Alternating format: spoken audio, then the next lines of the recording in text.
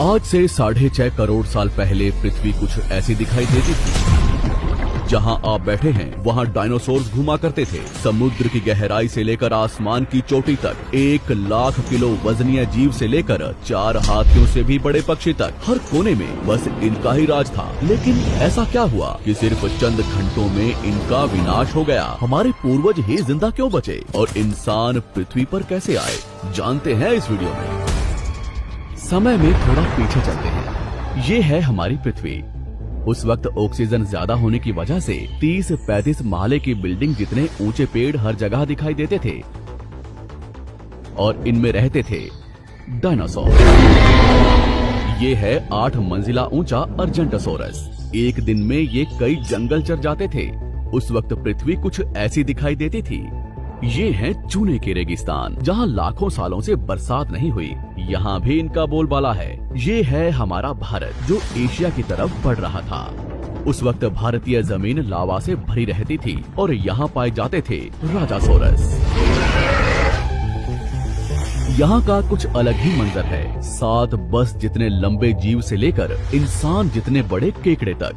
बाहर आकर देखो तो कई किलोमीटर लंबे अमेरिकी रेगिस्तान में पाए जाते थे टाइटेनोसोरस। 20 हाथियों जितना वजनीय, 8 महले की बिल्डिंग से भी ऊंचे ये जीव आज यहाँ बच्चे पैदा करने इकट्ठा हुए हैं। दुनिया के हर कोने में डायनासोर्स की आवाजें गूंज रही थी, लेकिन इन्हें क्या पता था कि आज इनका अंत होने वाला है।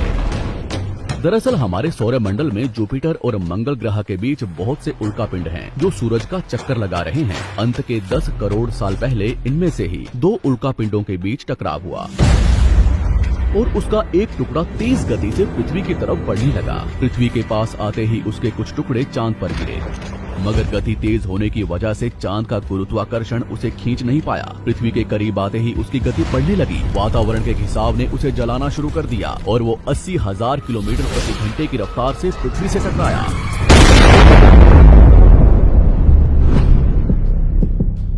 यहाँ रात के 1:30 बज रहे थे। टकराने से 4 मिनट पहले पूरी पृथ्वी पर उजाला हो चुका था। इसकी चमक को देख नजदीकी जानवर अंधे हो चुके थे। गिरने से पहले ही वहां का पानी सूख गया। गिरते ही विस्फोट से निकली ऊर्जा आज के 10 करोड़ परमाणु बम के बराबर थी। इससे निकल रही 6000 डिग्री सेल्सियस की गर्मी ने आसपास के जानवरों को तुरंत भाप बनाकर उड़ा दिया। 150 किलोमीटर के दायरे की जमीन अंतरिक्ष तक पहुंच गई और अब तक सिर्फ 5 सेकंड ही बीते हैं। इस विस्फोट से जन्मी झटके की लहर 550 किलोमीटर प्रति सेकंड की रफ्तार से आगे बढ़ी। इसने पत्थरों को गोले की रफ्तार से उड़ाना शुरू कर दिया। आसपास की नदियां उल्टी बहने लगी। जंगल के पेड़ नीचे गिरने लगे। पहाड़ों ने दम तोड़ना शुरू कर दिया।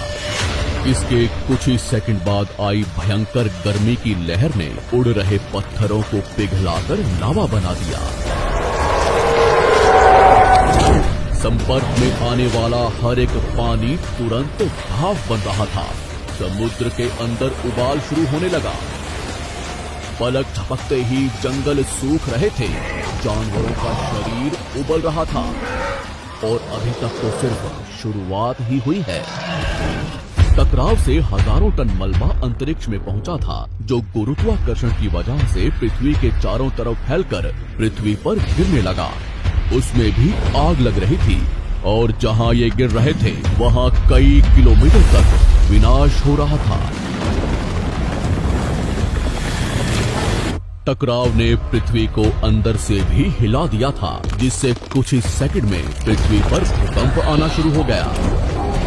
भूकंप की तीव्रता ज्यादा थी, इसलिए समुद्र का पानी जमीन में बैठे रेत से मिलने लगा, जिससे जीवों को घुटन होने लगी और वहां भी पतन शुरू हो गया। अभी सिर्फ 5 मिनट ही बीते हैं और बाहर जानवरों में भगदड़ मच चुकी है। घटनास्थल पर पैदा हुई गर्म धूल और मिट्टी तेजी से आगे बढ़ रही थी। बादलों में धूल जाने की वजह से इनमें बिजली गिरनी शुरू हो चुकी थी। इस तूफान के बीच आने वाले हजारों टन वजनीय जानवर और पेड़ हवा में उड़ रहे थे। कुछ ही देर में ये तूफान अफ्रीका तक पहुंचा, जिससे वहां के चूने के रेगिस्तान वातावरण में मिलने लगे और बादल जहरीले होने शुरू हो गए। इसके पीछे टकराव ने समुद्र के पानी को बादलों से भी ऊंचा उठा दिया था, जिससे गर्म पानी की भयानक बाढ़ आ रही थी। 5 घंटे के अंदर पूरी पृथ्वी धूल से ढक गई। पृथ्वी का औसत तापमान कई 100 डिग्री सेल्सियस तक पहुंच चुका था। पूरी दुनिया के जंगलों में आग लगी हुई थी और भूकंप ने मरे हुए ज्वालामुखियों को उजागर कर दिया था। हर सेकंड पृथ्वी गर्म हो रही थी, ऑक्सीजन कम हो रहा था, पृथ्वी पर जमी बर्फ पिघल रही थी और नदियों में बाढ़ आना शुरू हो चुका था। इस महाविनाश के बाद ज्यादातर जमीन में रहने वाले कीड़े मकोड़े और स्तनधारी जीव ही जिंदा बचे थे। पृथ्वी की 70% आबादी विलुप्त हो चुकी थी।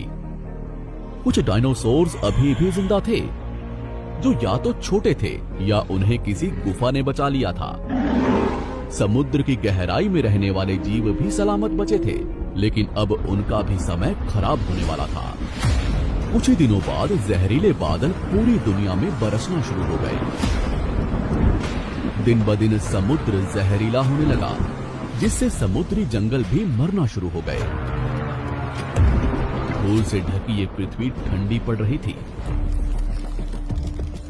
और कुछ महीनों में पूरी पृथ्वी बर्फ से ढक गई। हमारे पूर्वजों को डायनासोर से डरकर कुछ भी खाकर कम ऑक्सीजन के बावजूद भी महीनों तक जमीन में रहने की आदत थी। जमीन के अंदर गर्माहट थी और अंदर छोटे जीवों का पूरा साम्राज्य। इस घटना के कुछ साल बाद तक भी डायनासोर्स अब तक जिंदा थे, लेकिन इनके होने के बावजूद भी ऐसा क्या हुआ कि ये जमीन में रहने वाले स्तनधारी जीव आसानी से जमीन पर रहने लगे? वो डायनासोर्स कहाँ गए? पृथ्वी पर इंसानों का जन्म कैसे हुआ? सिर्फ इंसान ही विकसित क्यों हो पाए? जानते हैं हमारी अगली वीडियो में।